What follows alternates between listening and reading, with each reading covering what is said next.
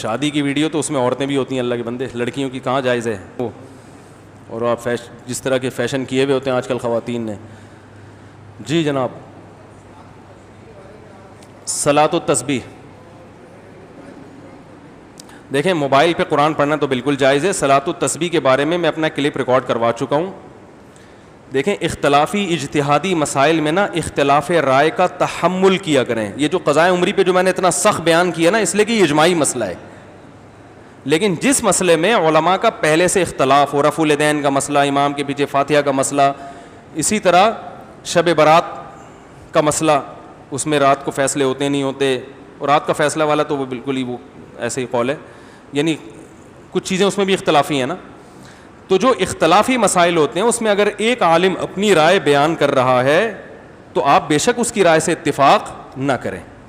کیا ہو گیا بھائی؟ اس کی رائے سے آپ بے شک اتفاق نہ کریں, لیکن اس پہ طنز کرنے کی آپ کو اجازت نہیں. اسی کے بارے میں نے کلپ ریکارڈ کروایا تھا کہ صلاۃ و تسبیح پر جتنی بھی حدیثیں ہیں وہ سب ضعیف ہیں. سمجھ رہے ہیں؟ وہ سب کیا ہیں؟ بہت ضعیف ہیں, لیکن کثرت سے ہیں.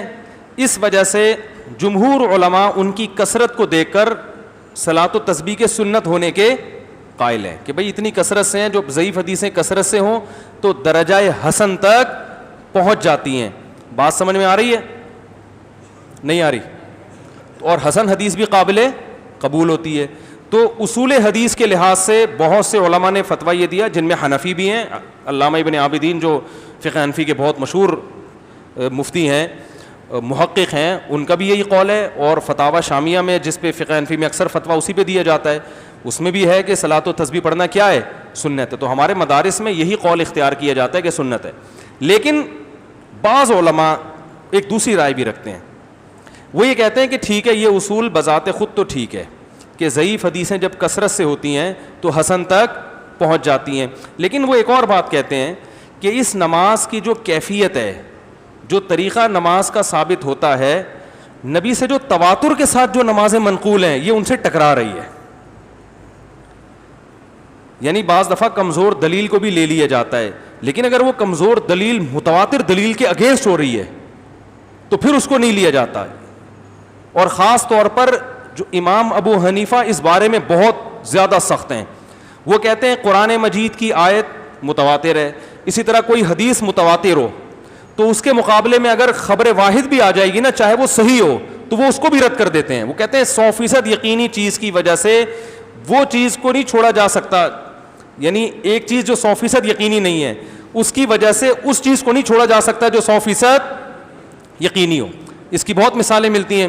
حدیث میں آتا ہے کہ البکر بالبکری جلد مئۃ و تغریب عام, کنوارا مرد اور عورت جب زنا کرے تو 100 کوڑے لگاؤ اور 1 سال کے لیے جلا وطن کرو. بالکل صحیح حدیث ہے, بخاری کی حدیث ہے. لیکن امام حنیفہ نے اس حدیث کو کہ ظاہر کو نہیں لیا. اب لوگ اعتراض کرتے ہیں امام صاحب نے بخاری کی حدیث چھوڑ دی, یہ اتنی صحیح حدیث چھوڑ دی. بھائی اس لیے چھوڑ دی ہے کہ یہ قرآن کے کیا ہے؟ اگینسٹ ہے. قرآن میں جو زانی کی سزا بیان کی جا رہی ہے وہ یہ ہے کہ الزانیۃ والزانی فاجلدوا کل واحد منہما 100 جلدہ, زنا کرنے والے مرد اور عورت کو 100 کوڑے لگاؤ. اس میں اللہ تعالیٰ نے مزید کوئی سزا بیان بولو نا بھائی نہیں کی. اگرچہ یہ بخاری کی حدیث ہے لیکن قرآن کے مقابلے میں مضبوط نہیں ہے. اس کی یوں سمجھ لیں کہ قرآن کی کوئی ایک آیت کا انکار کر دیتا ہے فوراً کافر, بخاری کی کسی حدیث کا انکار کر دے گا کافر نہیں ہوگا. گمراہ ہم ضرور کہیں گے, کافر نہیں ہوگا. تو اس لیے انہوں نے اس حدیث میں تعویل کی ہے, رد نہیں کیا. تعویل کا مطلب بھئی یہ سیاسی حکم ہے کہ 1 سال کے لیے جلا وطن کر دو, کیونکہ ایک ہی جگہ رہ کر عشق معاشقہ ہو گیا ہوگا, زنا کر رہے ہیں, ان کو ایک دوسرے سے دور کر دیں گے. تو اگر حاکم اور قاضی یہ سمجھتا ہے کہ ان کو جلا وطن کرنے سے فائدہ ہے, زنا چھوڑ دیں گے تو کرنا چاہیے, نہیں سمجھتا تو بعض دفعہ جلا وطن کرنے میں فائدے کے بجائے نقصان ہے. اس لیے کہ یہاں تو مقامی لوگ ہیں, جب انسان اجنبی جگہ پہ جاتا ہے تو برائی کی طرف قدم اور زیادہ. خاص طور پہ لڑکی کو جب جلا وطن کریں گے تو اس کے پاس کمانے کا اور کوئی ذریعہ نہیں ہوگا, وہ زنا ہی کو پیشہ بنا سکتی ہے. سمجھ میں آ رہی ہے بات؟ اب لوگ تو کہہ دیں گے بخاری کی حدیث, حنفی لوگ بخاری کی حدیث نہیں مانتے, بخاری کی حدیث او بھائی مانتے ہیں لیکن قرآن کو پہلے فوکس کرتے ہیں. لیکن بہت سے فقہاء نے اس حدیث کو بھی لیا ہے, ان کے اپنے اصول ہیں, ہر فقیہ کا اپنا اصول ہوتا ہے اور سب صحیح ہے ہمارے نظر. لیکن امام حنیفہ کا اصول اس بارے میں بہت سخت ہے کہ جو متواتر احادیث سے اور قرآن سے جو چیز ثابت ہوگی تو اگر کوئی چیز اس کے اگینسٹ ہوگی تو اسی جیسی پاورفل ہونی چاہیے, ورنہ اصول یہ ہے کہ وہ اس کو رد کر دیتے ہیں. تو صلاۃ و تسبیح والی جو نماز ہے اس سے بعض دفعہ ایسی چیزیں ہوتی ہیں جس سے عام نمازوں میں سجدہ سہو واجب ہو جاتا ہے. مثلا نبی صلی اللہ علیہ وسلم سے تواتر کے ساتھ جو نماز منقول ہے اس میں کیا ہے کہ تلاوت اور رکوع میں وقفہ, بولتے کیوں نہیں ہونا چاہیے. صلاۃ و تسبیح میں ہر رکعت میں وقفہ ہوتا ہے. تو یعنی ایک ایسا عمل جس سے عام نمازوں میں سجدہ سہو واجب ہو رہا ہے, اتنا ناپسندیدہ عمل ہے, اور وہی اس مکروہ عمل کا ارتکاب آپ کس میں کر رہے ہیں؟ صلاۃ و تسبیح میں. تو چونکہ مکروہ عمل کا ارتکاب کر رہے ہیں تو اس کے لیے وہ کہتے ہیں, یعنی اصول کہتے ہیں کہ دلیل اسی جیسی پاورفل ہونی چاہیے. لیکن میں نے بتایا مسئلہ اختلافی ہے, جمہور بہرحال اس کے سنت ہونے کے قائل ہیں اور بعض حضرات اس طرف گئے ہیں. تو میرا رجحان, میں تو نالائق آدمی ہوں, میرا تو مجھے یہ کہتے ہوئے بھی شرم آتی میرا رجحان, لیکن بن تو سکتا ہے نا کسی کے رجحان پر, تو گورنمنٹ کی طرف سے کوئی پابندی نہیں ہے. تو میرا رجحان اس لیے اس طرف ہے کہ بھائی جب صحیح احادیث جو بالکل بے غبار ہیں ان سے اتنی کثرت سے جو نمازیں ثابت ہیں پہلے وہ پوری کر لو, پھر ٹائم بچے تو پڑھ لو. لیکن آپ جب وہ ان کو کریں گے تو وہی اتنی زیادہ ہیں کہ آپ کے پاس اس طرف آنے کا ٹائم نہیں بچے گا. پھر بھی کوئی کر رہا ہے تو بھائی جمہور کا مذہب ہے, ہم اس کو بدعتی نہیں کہہ سکتے. علامہ ناصر الدین البانی رحمہ اللہ تعالی, انہوں نے صلاۃ و تسبیح کو سنت کہا ہے اور دلیل میں صرف عبداللہ ابن مبارک کی تقلید کی ہے انہوں نے, کیونکہ عبداللہ ابن مبارک صلاۃ و تسبیح کے قائل تھے, بہت بڑے محدث تھے.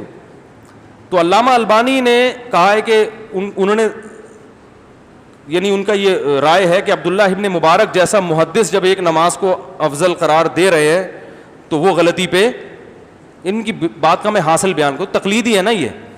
تو ہم یہ کہتے ہیں کہ چاروں امام ابو حنیفہ, مالک, شافعی, احمد بن حنبل, یہ نماز جتنی اس کی فضیلت بیان کی جا رہی ہے نا کہ اتنی فضیلت زندگی میں ایک دفعہ پڑھو نہیں تو اچھا. بعض علماء نے یہ بھی اعتراض کیا ہے کہ یہ کلام مزاج نبوت کے ان کی رائے میں یہ منافی ہے, کیونکہ نبی صلی اللہ علیہ وسلم کے اس طرح کے الفاظ آتے ہیں اس میں کہ پوری زندگی میں ایک دفعہ پڑھو, روزانہ پڑھو, روزانہ نہیں پڑھ سکتے تو ہفتے میں ایک دفعہ, ہفتے میں ایک دفعہ نہیں تو مہینے میں ایک دفعہ, مہینے میں ایک دفعہ نہیں تو سال میں ایک دفعہ, سال میں ایک دفعہ نہیں تو بعض حضرات کا یہ بھی رائے ہے کہ یہ جو کلام ہے نا یہ بھی مزاج نبوت سے میچ نہیں کرتا, یعنی آپ صلی اللہ علیہ وسلم کی حدیثیں اس طرح کی ہوتی نہیں ہیں, یہ بعض حضرات کا یہ خیال ہے.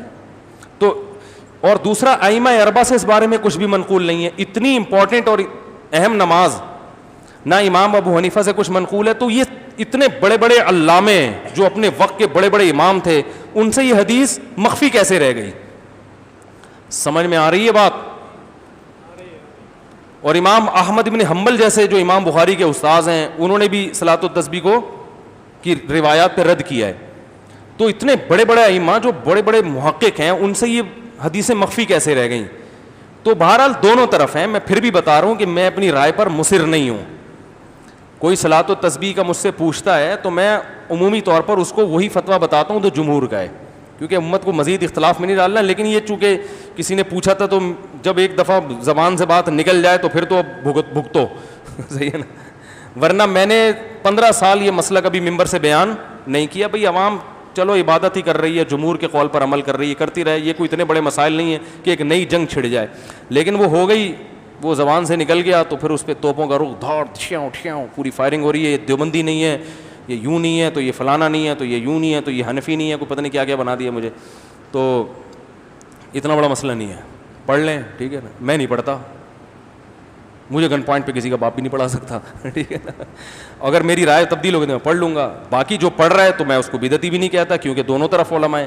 مجھے کیوں نہیں پڑھا سکتا؟ اس لیے کہ میرا اپنا مزاج ہے کہ یار جب وہ دوسری روایت اتنی کثرت سے ہے. تو ہمارے حضرت مفتی رشید احمد صاحب رحمہ اللہ بھی بہت مفتی تقی عثمانی صاحب کے استاذ تھے. اچھا مجھے لوگ بھی یہ بھی کہتے ہیں اس کا اپنا تفرد ہے, میرا تفرد نہیں ہے بھائی, میں کون ہوتا ہوں؟ بڑے بڑے علماء اس کے قائل رہے ہیں. تو ہمارے شیخ مفتی رشید احمد صاحب جو دارالعلوم کرنگی میں شیخ الحدیث تھے, حضرت مفتی تقی عثمانی صاحب, مفتی رفیع رحمانی صاحب نے حضرت سے 8 سال پڑھا ہے. وہ خود بہت بڑے عالم تھے, ان کی بھی یہی رائے تھی کہ وہ بھی صلاۃ و تسبیح کے قائل بولو بھائی نہیں تھے. بلکہ وہ تو یہ کہتے تھے کہ میں نے جو 50-60 سال صلاۃ و تسبیح پڑھی ہے تو میرا دل چاہتا ہے کہ میں یہ نمازیں لوٹا لوں, کیونکہ وہ سجدہ سہو واجب ہو رہا تھا نا. ان کی رائے تھی, لیکن وہ بھی اس پہ اصرار نہیں کرتے تھے, بلکہ وہ اسی طرح مسئلہ بتاتے تھے کہ بھائی دونوں طرف علماء ہیں, اپنی رائے میں وہ مضبوط تھے, بتاتے ایسے تھے بھائی وہ بھی رائے ہے اور یہ بھی رائے ہے, تو جو جس رائے پر عمل کرے. تو اگر آپ کو ان علماء کی رائے صحیح لگتی ہے تو بے شک ان کی رائے پر عمل کریں. صلاۃ التسبیح پڑھنے والے کو بدعتی نہیں کہا جائے گا, سمجھ رہے ہیں. لیکن میرا بھی اتنا لمبا ریکارڈ کرانے کا مقصد یہ تھا کہ آپ جس رائے پر بھی عمل کریں, اللہ کا واسطہ رائے کے اختلاف کی برداشت کی قوت پیدا کریں اپنے اندر. یہ نہیں کہ آپ کی رائے کے خلاف اگر کوئی جا رہا ہے تو توپ سے اس کو اڑا دیں, آپ کسی کام کا چھوڑے ہی نہیں, آپ اس کے بیان مت سنو, یہ تو الگ ہی نیا فرقہ لے کے آ رہا ہے. کوئی نیا فرقہ نہیں ہے, یہ اختلاف چلتے رہتے ہیں ہمیشہ سے. ابن تیمیہ رحمہ اللہ بھی قائل نہیں تھے, وہ ٹھیک ہے وہ بہت ساری چیزوں کے قائل نہیں تھے جو بالکل, بعض چیزیں تو ایسی جو اجماع سے بھی ہٹ کر ہیں, لیکن بہرحال وہ ایک بڑے عالم تھے وہ بھی, تو اس لیے چلتا ہے. مارکیٹ میں کیا ہے, ہمارا مسئلہ خدا کی قسم یہ نہیں ہے کہ کسی سے دلیل میں غلطی ہو جائے. ہمارا مسئلہ یہ ہے کہ ہماری قوم میں رائے کے اختلاف کو برداشت کرنے کی طاقت. ہمارا مسئلہ رفع الیدین کا نہیں ہے. صحابہ میں رفع الیدین والے بھی تھے, رفع الیدین نہ کرنے والے بھی, لیکن پھڈے بازی بولو بھائی نہیں تھی.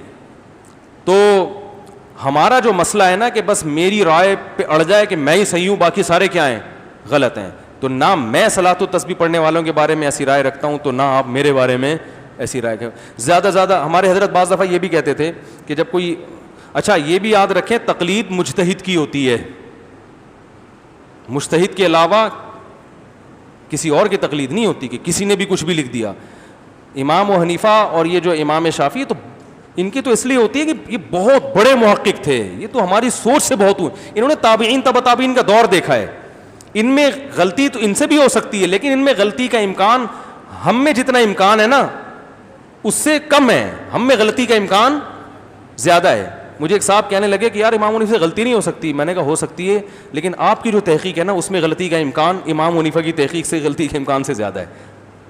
100% تو اجتہادی مسائل میں کوئی بھی رائے قائم نہیں کی جا سکتی کہ کون صحیح ہے کون غلط ہے, امکان ہی کی بیس پہ چل رہا ہے کہ کس میں امکان زیادہ ہے کس میں. میں نے کہا ان میں کم ہے, آپ میں زیادہ ہے.